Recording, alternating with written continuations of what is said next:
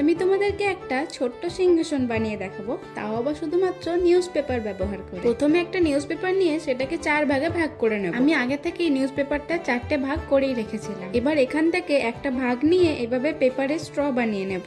এরকম করে আমি মোট 40টা পেপারের স্ট্র বানিয়েছিলাম। এই সিংহাসনটা আসলে আমি আমার ঘরের একটা মা সরস্বতীর জন্য বানাচ্ছি। আমার ঘরে একটা ছোট্ট মা সরস্বতীর মূর্তি আছে, ওটাকে একটু সুন্দর করে সাজাবো বলে এটা বানিয়েছি। এখানে 3টে স্ট্র জুড়ে যেভাবে পিলারের মতো বানালাম, এরকমই মোট 4টে বানাবো। এবার দুটো পিলারের মতো স্ট্র নিয়ে ওর মধ্যে এইভাবে ছোট ছোট স্ট্র গুলোকে আটকাতে থাকবো। এবার বানাবো সিংহাসনের বেস। এতগুলো স্ট্র সব একসাথে জুড়ে নিয়ে তারপর মাঝখান থেকে কেটে আবার একে অপরের সাথে জুড়ে দেবো। এবার আমি বানাবো সিংহাসনের চূড়াটা বানানোর পর এবার সিংহাসনের সমস্ত অংশগুলো একে অপরের সাথে জুড়ে দেবো।